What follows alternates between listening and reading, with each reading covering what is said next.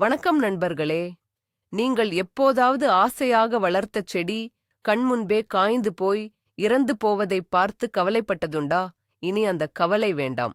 முற்றிலும் செத்துப் போனது, இனி இதை வைத்து ஒன்றும் செய்ய முடியாது என்று நீங்கள் தூக்கி எறிய நினைக்கும் ஒரு செடியை கூட மீண்டும் உயிர்ப்பித்து காடு போல செழிப்பாக வளர வைக்க முடியும் என்று சொன்னால் நம்புவீர்களா? ஆம், அதுதான் உண்மை. இன்று நாம் பார்க்கப் போவது ஒரு பைசா செலவில்லாத ஆனால் அதிசயங்களை நிகழ்த்தக்கூடிய ஒரு நுண்ணுயிர் திரவத்தைப் பற்றித்தான். இந்த காணொளியின் முடிவில் உங்கள் தோட்டத்தை ஒரு சொர்க்கமாக மாற்றும் அந்த ரகசிய திரவத்தை உங்கள் வீட்டிலேயே எப்படி தயாரிப்பது என்பதை நீங்கள் முழுமையாக கற்றுக்கொள்வீர்கள். இதற்கு முன் நீங்கள் செத்துவிட்டது என்று நினைத்து தூக்கி எறிந்த செடிகள் பற்றி மறக்காமல் கமெண்டில் சொல்லுங்கள். இந்த அதிசய திரவத்தை பற்றி தெரிந்து கொள்வதற்கு முன் நாம் ஒரு முக்கியமான விஷயத்தை புரிந்து கொள்ள வேண்டும். அதுதான் மண்ணின் ஆரோக்கியம். நம்முடைய செடிகள் ஆரோக்கியமாக வளர அதன் வேர்கள் ஊன்றியிருக்கும் மண் உயிரோட்டமாக இருக்க வேண்டும். உயிரோட்டமான மண் என்றால் என்ன? அதில் கோடிக்கணக்கான நன்மை செய்யும் நுண்ணுயிரிகள் இருக்க வேண்டும். இந்த பாக்டீரியாக்கள், பூஞ்சைகள் போன்ற நுண்ணுயிரிகள்தான் மண்ணில் இருக்கும் சத்துக்களை செடிகள் எளிதாக எடுத்துக்கொள்ளும் வடிவத்திற்கு மாற்றிக் கொடுக்கின்றன. ஆனால் நாம் என்ன செய்கிறோம்? இரசாயன உரங்களையும் பூச்சிக்கொல்லிகளையும் பயன்படுத்தி இந்த நன்மை செய்யும் நுண்ணுயிரிகளை அழித்து விடுகிறோம். இதனால் மண் மலடாகி செடிகள் நோயுற்று இறுதியில் இறந்து விடுகின்றன. நம்முடைய முன்னோர்கள் இந்த நுண்ணுயிரிகளின் முக்கியத்துவத்தை அறிந்திருந்தார்கள். அதனால்தான் அவர்கள் சாணம், கோமியம் போன்ற இயற்கை ஈடுபொருட்களை பயன்படுத்தி மண்ணை வளமாக வைத்திருந்தார்கள். நாம் பார்க்கப் போகும் இந்த திரவம் அந்த பழைமையான அறிவியலின் ஒரு நவீன மற்றும் எளிமையான வடிவம்தான். முதலில் நம்முடைய செடிகள் ஏன் இறந்து போகின்றன என்ற அடிப்படை பிரச்சனையை புரிந்து கொள்வோம். இதற்கு பல காரணங்கள் இருக்கலாம். 1. மண்ணில் போதுமான சத்துக்கள் இல்லாமல் இருப்பது. 2. மண்ணின் அமைப்பு சரியில்லாமல் வேர்களுக்கு காற்றோட்டம் கிடைக்காமல் போவது. 3. தீங்கு விளைவிக்கும் பூச்சிகள் மற்றும் நோய்களின் தாக்குதல். இந்த எல்லா பிரச்சனைகளுக்கும் மூல காரணம் மண்ணில் நன்மை செய்யும் நுண்ணுயிரிகளின் எண்ணிக்கை குறைந்து போனதுதான். நுண்ணுயிரிகள் குறைவாக இருக்கும்போது செடிகளால் சத்துக்களை உறிஞ்ச முடிவதில்லை. அவற்றின் நோய் எதிர்ப்பு சக்தி குறைகிறது. இதனால் அவை எளிதில் நோய் தாக்குதலுக்கு உள்ளாகி இறந்து விடுகின்றன. நாம் செடிகளுக்கு தண்ணீர் ஊற்றுகிறோம், உரம் போடுகிறோம். ஆனால் அதன் வேர்களுக்கு அடியில் இருக்கும் இந்த நுண்ணுயிர் உலகத்தை நாம் பெரும்பாலும் மறந்து விடுகிறோம். இந்த நுண்ணுயிர் உலகத்தை நாம் சரி செய்துவிட்டால் நம்முடைய 90% தோட்டக்கலை பிரச்சனைகள் தானாகவே தீர்ந்துவிடும். இந்த நுண்ணுயிர் திரவம் அதைத்தான் செய்யப் போகிறது. இந்த பிரச்சனைகளை சரி செய்ய பெரும்பாலானோர் கடைகளுக்குச் சென்று இரசாயன உரங்களை வாங்கி வருகிறார்கள். யூரியா, பொட்டாஷ், பாஸ்பரஸ் என்று விதவிதமான உரங்கள் கிடைக்கின்றன. இவற்றை செடிகளுக்கு போடும்போது உடனடியாக ஒரு மாற்றத்தை காண முடியும். செடிகள் திடீரென்று பச்சை பசேல் என்று வளர்வது போல தோன்றும். ஆனால் இது ஒரு தற்காலிகமான மாயை மட்டுமே. இந்த இரசாயன உரங்கள் மண்ணில் இருக்கும் நன்மை செய்யும் நுண்ணுயிரிகளை முற்றிலும் அழித்து விடுகின்றன. மேலும் அவை மண்ணின் எஸ்வாபாவிக தன்மையை மாற்றி அதை உப்புத்தன்மை வாய்ந்ததாக மாற்றிவிடுகின்றன. நீண்ட கால பயன்பாட்டில் மண் இறுகி செடிகளின் வேர்கள் சுவாசிக்க முடியாமல் திணற ஆரம்பிக்கும். இது ஜோசியாங் ஒருவருக்கு உடனடியாக ஆற்றல் கிடைக்க வேண்டும் என்பதற்காக ஆரோக்கியமற்ற பானங்களை கொடுப்பது போல. தற்காலிகமாக ஆற்றல் கிடைத்தாலும் நீண்ட காலத்தில் உடல் நலம் கெட்டுவிடும். அதுபோலத்தான் இரசாயன உரங்கள் நம்முடைய மண்ணின் ஆரோக்கியத்தை கெடுத்து நம் தோட்டத்தை மெல்ல மெல்ல அழித்துவிடும். அப்படியானால் உண்மையான கதாநாயகர்கள் யார்? அவர்கள்தான் நுண்ணுயிரிகள். கண்ணுக்குத் தெரியாத இந்த கோடிக்கணக்கான உயிரினங்கள்தான் ஒரு தோட்டத்தின் உண்மையான பாதுகாவலர்கள். இவை என்ன செய்கின்றன? இவை மண்ணில் இருக்கும் கரிமப் பொருட்களை மட்கச் செய்து அவற்றை தாவரங்களுக்கு தேவையான சத்துக்களாக மாற்றுகின்றன. நைட்ரஜன், பாஸ்பரஸ், பொட்டாசியம் போன்ற அத்தியாவசிய சத்துக்களை செடிகள் நேரடியாக எடுத்துக்கொள்ள முடியாது. இந்த நுண்ணுயிரிகள்தான் அவற்றை செடிகள் உறிஞ்சும் வடிவத்திற்கு கொண்டு வருகின்றன. இது மட்டுமல்லாமல் இவை மண்ணின் கட்டமைப்பை மேம்படுத்துகின்றன. மண்ணைத் துகள்களாக மாற்றி வேர்களுக்கு நல்ல காற்றோட்டத்தையும் நீர்பிடிப்புத் தன்மையையும் கொடுக்கின்றன. சில வகை நுண்ணுயிரிகள் தாவரங்களின் வேர்களைச் சுற்றி ஒரு பாதுகாப்பு வளையத்தை உருவாக்கி தீங்கு விளைவிக்கும் நோய்க்கிருமிகள் தாக்குவதை தடுக்கின்றன. சுருக்கமாகச் சொன்னால், நம்முடைய செடிகளுக்கு நாம் கொடுக்கும் உரத்தை ஜீரணித்துக் கொடுக்கும் வயிறு போல இந்த நுண்ணுயிரிகள் செயல்படுகின்றன. நுண்ணுயிரிகள் இல்லாமல் மண் என்பது வெறும் சத்து இல்லாத தூசுதான். இப்போது நாம் நம்முடைய பூஜ்ய ரூபாய் திரவத்திற்கு வருவோம். இதன் பெயர் ஜீவாமிர்தம், பஞ்சகவ்யா என்று பல பெயர்களில் அழைக்கப்பட்டாலும் இதன் அடிப்படை கருத்து ஒன்றுதான். இது நன்மை செய்யும் நுண்ணுயிரிகளின் ஒரு அடர்த்தியான கலவை. இதை நாம் வீட்டிலேயே சமையலறை கழிவுகளைக் கொண்டு எளிதாக தயாரிக்க முடியும். கடைகளில் கிடைக்கும் விலையுயர்ந்த மைக்ரோஃபியல் சொல்யூஷன் அல்லது எஃபெக்டிவ் மைக்ரோ ஆர்கனிசம்ஸ் போன்ற திரவங்களுக்கு இது ஒரு சிறந்த மாற்று. இதில் என்ன சிறப்பு என்றால், இது முற்றிலும் இயற்கையானது மற்றும் பாதுகாப்பானது. இதில் எந்த இரசாயனமும் இல்லை. இதை தயாரிப்பதன் மூலம் நாம் கோடிக்கணக்கான நுண்ணுயிரிகளை செயற்கையாகப் பெருக்கி அவற்றை நம்முடைய மண்ணிற்கு திரும்பக் கொடுக்கிறோம். இந்த நுண்ணுயிரிகள் மண்ணிற்குள் சென்றவுடன் தங்கள் வேலையைத் தொடங்கி மலடான மண்ணைக் கூட மீண்டும் உயிரோட்டமுள்ளதாக மாற்றுகின்றன. வாருங்கள், இந்த அதிசய திரவத்தை தயாரிக்க தேவையான பொருட்கள் மற்றும் செய்முறையை விரிவாகப் பார்க்கலாம். சரி, இந்த அதிசய திரவத்தை தயாரிக்க தேவையான பொருட்கள் என்னென்ன என்று பார்ப்போம். முதலில் நமக்கு தேவைப்படுவது ஒரு அடிப்படை பொருள். இது நுண்ணுயிரிகளுக்கு உணவளித்து அவை பல்கிப் பெருக ஒரு தளத்தை அமைத்துக் கொடுக்கும். இதற்காக நீங்கள் அதிகம் செலவு செய்யத் தேவையில்லை.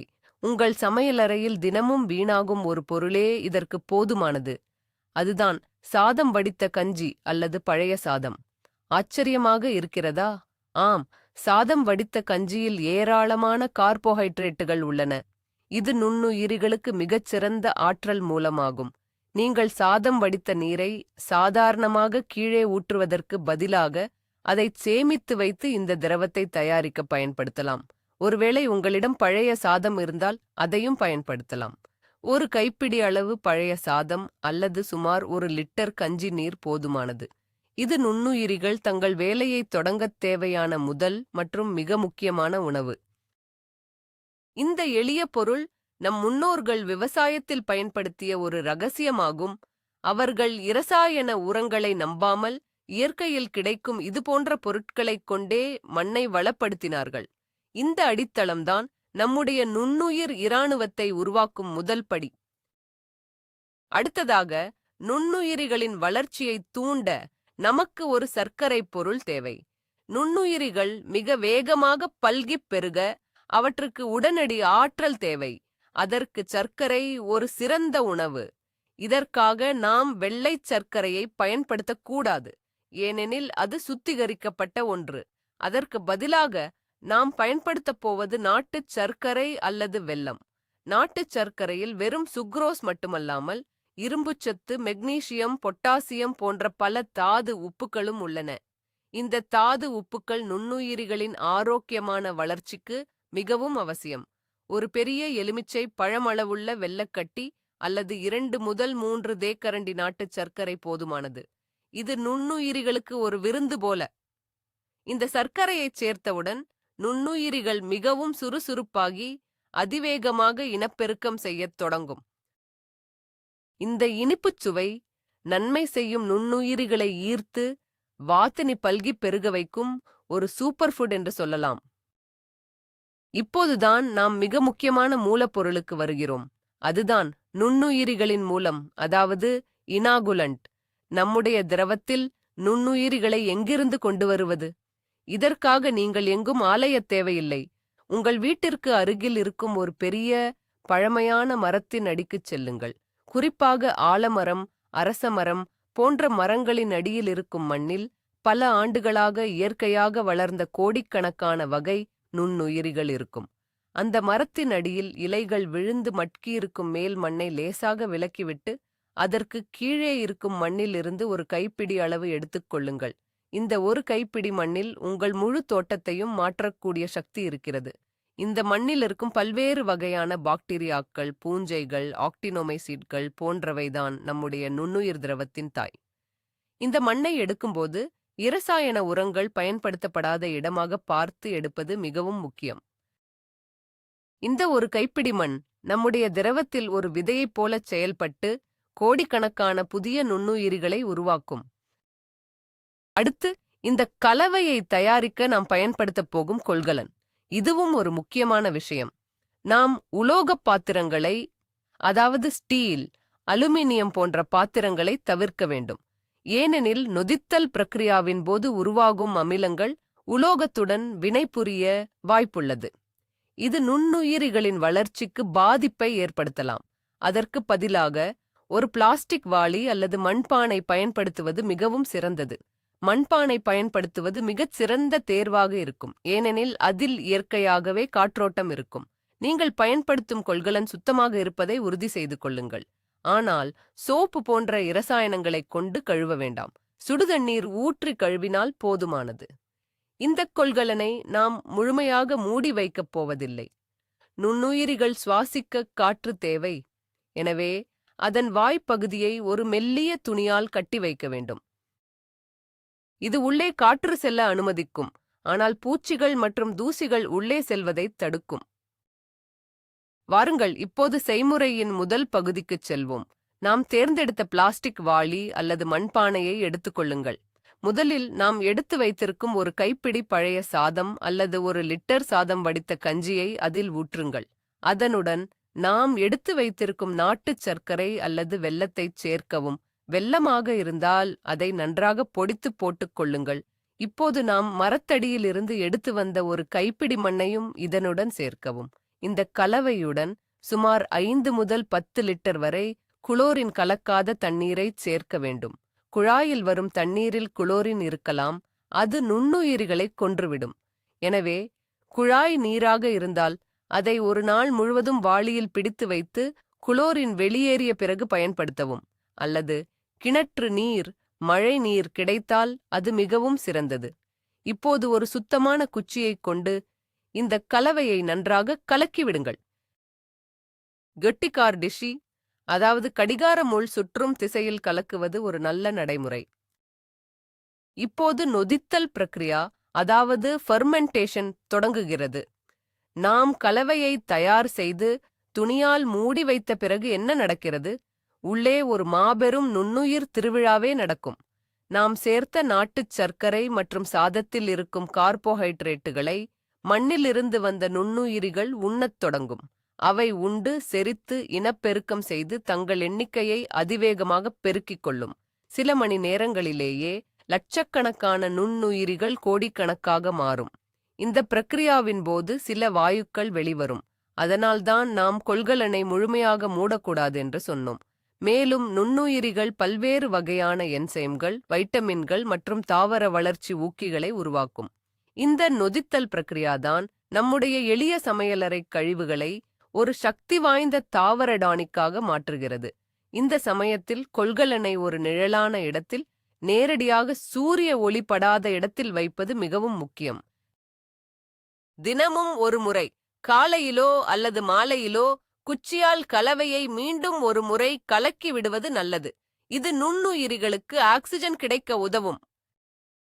இந்த திரவம் தயாராகிவிட்டது என்பதை எப்படி தெரிந்து கொள்வது? எவ்வளவு நாட்கள் காத்திருக்க வேண்டும்? பொதுவாக தட்பவெப்ப நிலையைப் பொறுத்து இது தயாராக 5 முதல் 7 நாட்கள் வரை ஆகும். கோடை காலமாக இருந்தால் 5 நாட்களிலேயே தயாராகிவிடும். குளிர்காலமாக இருந்தால் 7 அல்லது 10 நாட்கள் கூட ஆகலாம். இது தயாராகிவிட்டது என்பதற்கு சில அறிகுறிகள் உள்ளன. முதல் 2 அல்லது 3 நாட்களில் கலவையிலிருந்து ஒரு விதமான புளிப்பு வாடை வர ஆரம்பிக்கும். இது நொதித்தல் பிரக்ரியா நன்றாக நடக்கிறது என்பதற்கான அறிகுறி. 4வது அல்லது 5வது நாளில் அந்த புளிப்பு வாடை குறைந்து ஒருவிதமான பழ வாசனையுடன் கூடிய இனிமையான மணம் வர ஆரம்பிக்கும். இதுதான் சரியான பதம். மேலும் கலவையின் மேற்பரப்பில் ஒரு மெல்லிய வெண்ணிற ஏடு போல படிந்திருப்பதைக் காணலாம். இது நன்மை செய்யும் பூஞ்சைகளின் வளர்ச்சி. இந்த அறிகுறிகள் தெரிந்தால் உங்கள் நுண்ணுயிர் திரவம் பைபாரருக்கு தயாராகிவிட்டது என்று அர்த்தம். ஒருவேளை இதிலிருந்து கெட்ட வாடை, அதாவது சாக்கடை போன்ற துர்நாற்றம் வந்தால் அதில் ஏதோ தவறு நடந்திருக்கிறது என்று அர்த்தம். தீங்கு விளைவிக்கும் பாக்டீரியாக்கள் வளர்ந்திருக்கலாம். அப்படி நடந்தால் அதை தூரமாக ஊற்றிவிட்டு புதிதாக தயாரிக்க வேண்டும். நம்முடைய சக்தி வாய்ந்த நுண்ணுயிர் திரவம் இப்போது தயாராகிவிட்டது.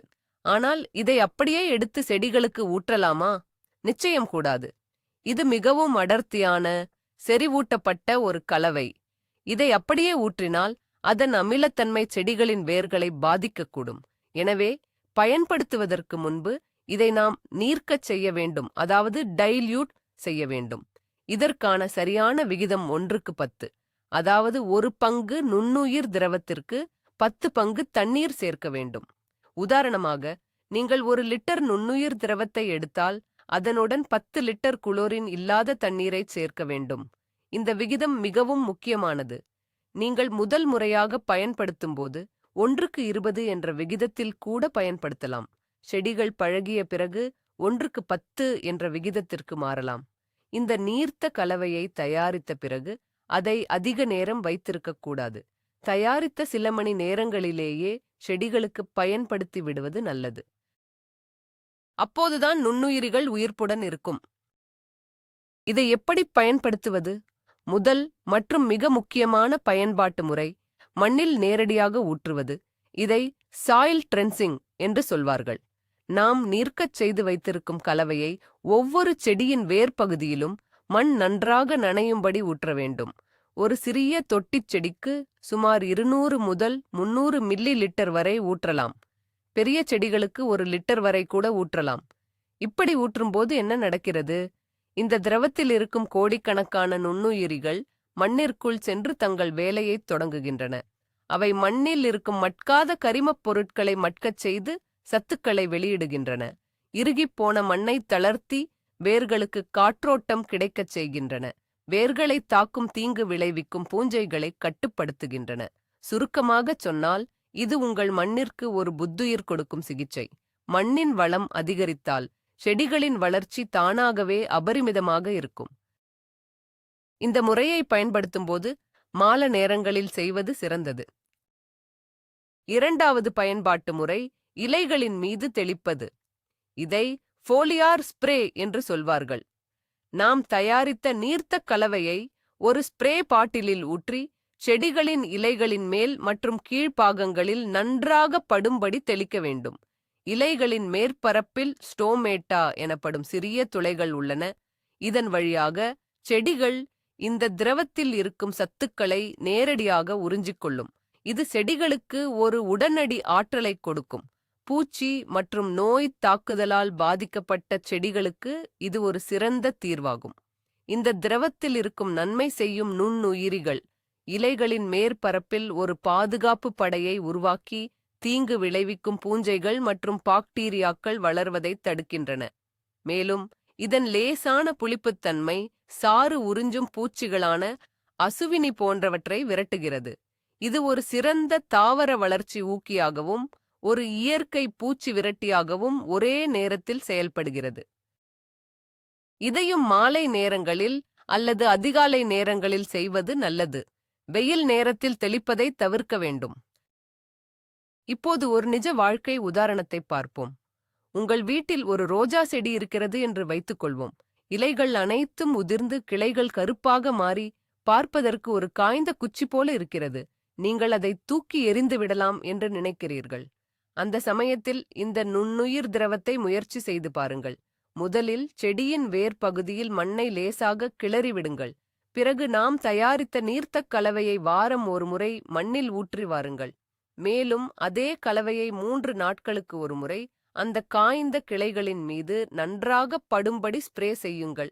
முதல் வாரம் எந்த மாற்றமும் தெரியாது. ஆனால் பொறுமையாக இருங்கள். 2வது வாரத்தின் முடிவில் அந்த காய்ந்த கிளைகளில் கண்ணுக்குத் தெரியாத சிறிய பச்சை நிற தளிர்கள் வருவதை நீங்கள் கவனிக்கலாம். 4வது வாரத்தில் புதிய இலைகள் துளிர்த்து அந்த செடி மீண்டும் உயிர் பெற்றிருப்பதை பார்க்கும்போது நீங்கள் அடையும் மகிழ்ச்சிக்கு அளவே இருக்காது.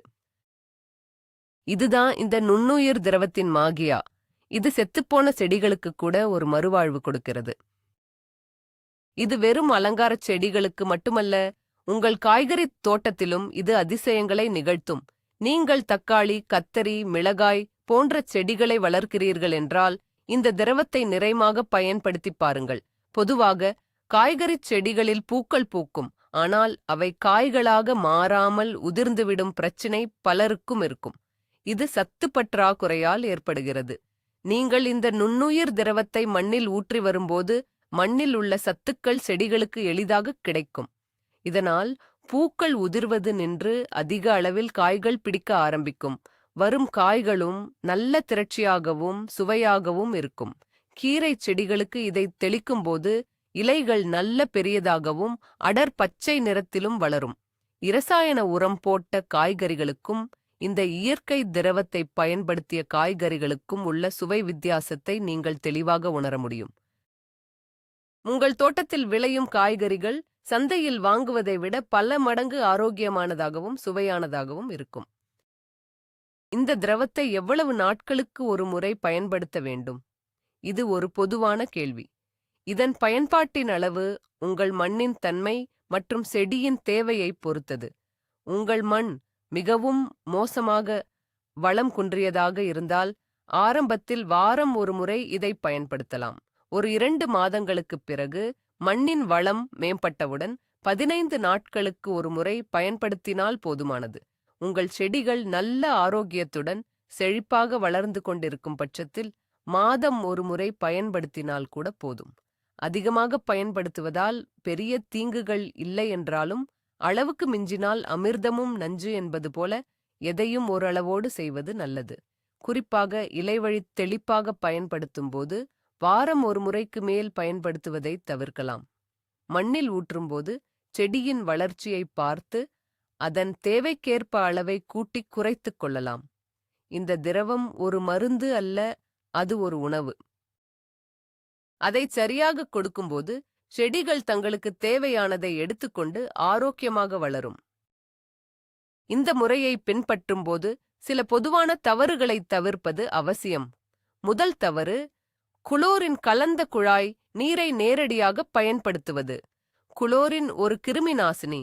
அது நம்முடைய நன்மை செய்யும் நுண்ணுயிரிகளை கொன்றுவிடும்.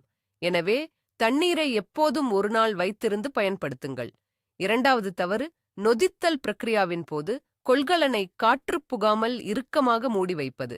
உள்ளே உருவாகும் வாயுக்கள் வெளியேற வழியில்லாமல் சில சமயங்களில் கொள்கலன் வெடிக்கக்கூட வாய்ப்புள்ளது. மேலும் நுண்ணுயிரிகளின் வளர்ச்சிக்கும் காற்று தேவை. எனவே எப்போதும் ஒரு துணியைக் கொண்டு மூடி வையுங்கள். மூன்றாவது மற்றும் மிக முக்கியமான தவறு, தயாரித்த திரவத்தை நீர்க்கச் செய்யாமல் அப்படியே செடிகளுக்கு ஊற்றுவது. இதன் அதிகப்படியான அமிலத்தன்மை செடிகளின் வேர்களை எரித்து செடியையே கொன்றுவிடும். எனவே 1:10 என்ற விகிதத்தை எப்போதும் மனதில் கொள்ளுங்கள். இந்த சிறிய தவறுகளை தவிர்த்தால் உங்கள் முயற்சிக்கு 100% வெற்றி நிச்சயம். நீங்கள் இந்த கலவையில் தேர்ச்சி பெற்ற பிறகு சில மேம்பட்ட முறைகளையும் முயற்சி செய்து பார்க்கலாம். உதாரணமாக, நாம் தயாரித்த கலவையுடன் சிறிதளவு பசுஞ்சாணத்தை கரைத்து ஊற்றலாம். பசுஞ்சாணத்தில் கோடிக்கணக்கான நன்மை செய்யும் நுண்ணுயிரிகள் உள்ளன. இது நம்முடைய திரவத்தின் சக்தியை பன்மடங்கு அதிகரிக்கும். அதேபோல நன்கு பழுத்த வாழைப்பழம், பப்பாளி போன்ற பழங்களின் தோல்களை சிறு துண்டுகளாக நறுக்கி நொதிக்கும் கலவையுடன் சேர்க்கலாம். இது பொட்டாசியம் போன்ற சத்துக்களை அதிகரித்து நுண்ணுயிரிகளின் பன்முகத்தன்மையை அதிகரிக்கும். மீன் கழிவுகளைக் கொண்டு தயாரிக்கப்படும் மீன் அமிலம் எனப்படும் ஒரு வகை திரவத்தையும் இதனுடன் சிறிதளவு சேர்க்கலாம். அது ஒரு சிறந்த வளர்ச்சி ஊக்கியாகச் செயல்படும். ஆனால் ஆரம்பத்தில் நாம் சொன்ன அந்த எளிய முறையை பின்பற்றி அதன் பலன்களை அனுபவித்த பிறகு இது போன்ற புதிய முயற்சிகளை செய்து பார்க்கலாம். ஒவ்வொரு தோட்டமும் ஒரு தனி உலகம். உங்கள் தோட்டத்திற்கு எது சிறந்தது என்பதை நீங்கள்தான் பரிசோதனை செய்து கண்டுபிடிக்க வேண்டும். இந்த நுண்ணுயிர் திரவத்தை தொடர்ந்து பயன்படுத்துவதன் நீண்ட கால பலன்கள் என்ன? இது வெறும் செடிகளை வளர்ப்பது மட்டுமல்ல, இது உங்கள் தோட்டத்தின் முழு சூழலமைப்பையும் மாற்றியமைக்கும் ஒரு செயல்.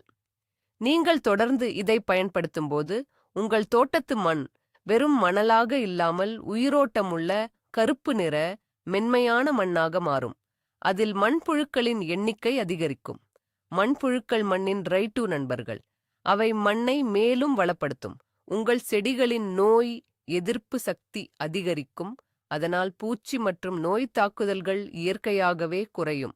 நீங்கள் இரசாயன பூச்சிக்கொல்லிகளை பயன்படுத்த வேண்டிய தேவையே இருக்காது. உங்கள் தோட்டத்தில் தேனீக்கள், வண்ணத்து பூச்சிகள் போன்ற நன்மை செய்யும் பூச்சிகளின் வருகை அதிகரிக்கும்.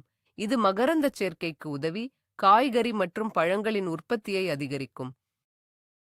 சில வருடங்களில் உங்கள் தோட்டம் தனக்குத்தானே உணவளித்துக் கொள்ளும், தன்னைத்தானே பாதுகாத்துக் கொள்ளும் ஒரு தன்னிறைவு பெற்ற இயற்கைச் சூழலாக மாறும். இதுதான் இயற்கை விவசாயத்தின் அடிப்படை தத்துவம். நண்பர்களே, இன்று நாம் பார்த்த இந்த தகவல் உங்களுக்கு மிகவும் பயனுள்ளதாக இருந்திருக்கும் என்று நம்புகிறேன். செடிகளை வளர்க்க விலை உயர்ந்த இரசாயன உரங்கள்தான் வேண்டும் என்ற எண்ணத்தை இது மாற்றியிருக்கும். உண்மையான சக்தி நம்மைச் சுற்றியுள்ள இயற்கையிலேயே இருக்கிறது. கண்ணுக்குத் தெரியாத கோடிக்கணக்கான நுண்ணுயிரிகள்தான் இந்த பூமியின் உண்மையான உயிர்நாடி. செத்துப்போனது என்று நினைத்த ஒரு செடியை நம் சமையலறை கழிவுகளைக் கொண்டு உயிர்ப்பிக்க முடியும் என்பது எவ்வளவு பெரிய அதிசயம்! இந்த எளிய ரூ. 0 நுண்ணுயிர் திரவம் உங்கள் தோட்டக்கலை பயணத்தில் ஒரு மிகப்பெரிய மாற்றத்தை ஏற்படுத்தும். இனி உங்கள் தோட்டத்தில் எந்தச் செடியும் சாகாது, மாறாக காடு போல செழித்து வளரும். இந்த காணொளியை பார்த்ததற்கு மிக்க நன்றி. இந்த தகவல் உங்களுக்கு பிடித்திருந்தால் மறக்காமல் லைக் பட்டனை அழுத்துங்கள். உங்கள் நண்பர்களுடன் பகிருங்கள். மேலும் இதுபோன்ற பல தோட்டக்கலை ரகசியங்களை தெரிந்து கொள்ள எங்கள் சேனலுக்கு சப்ஸ்கிரைப் செய்யுங்கள். நீங்கள் முதலில் எந்தச் செடிக்கு இந்த அதிசய திரவத்தை முயற்சி செய்யப் போகிறீர்கள்? உங்கள் அனுபவங்களை எங்களுடன் கீழே கமெண்டில் பகிர்ந்து கொள்ளுங்கள். அடுத்த காணொளியில் சந்திப்போம். நன்றி.